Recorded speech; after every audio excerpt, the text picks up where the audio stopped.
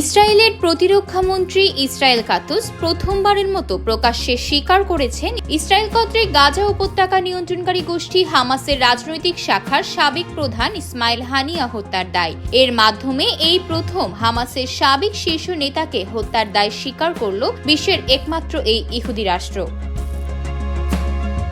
সোমবার টেলিভিশনে সম্প্রচারিত এক ভাষণে ইসরায়েল কাতুজ বলেন, গত কয়েকদিন ধরে ইসরায়েলকে লক্ষ্য করে ক্ষেপণাস্ত্র ছুটছে হুথি বিদ্রোহীরা।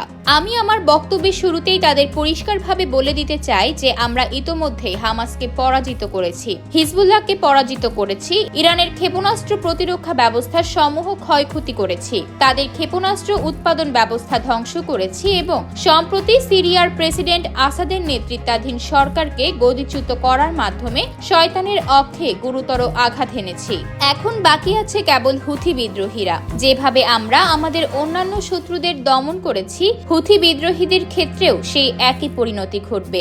আমরা হুথিদের কৌশলগত সব অবকাঠামো ধ্বংস করব, আর অতীতে যেভাবে আমরা তাদের নেতাদের খতম করেছি, তেহরানে হানিয়া, গাজায় সিনিয়র এবং লেবাননে নাসরুল্লাহর সঙ্গে আমরা যা করেছি, সানা এবং হোদেইদার সঙ্গেও আমরা তাই করব। হামাসের রাজনৈতিক শাখার সাবেক প্রধান ইসমাইল হানিয়া 2011 সাল থেকে কাতারে রাজনৈতিক আশ্রয়ে ছিলেন। ইরানের প্রেসিডেন্ট মাসুদ পেজেশকিয়ানের অভিষেক অনুষ্ঠানে যোগ দিতে তিনি গত 31 জুলাই তেহরানে গিয়েছিলেন। তেহরানে যে অতিথি ভবনে তিনি ছিলেন, সেখানে বিস্ফোরণের জেরে নিহত হন তিনি। পরে জানা গেছে তাকে লক্ষ্য করেই ড্রোন হামলা করা হয়েছিল।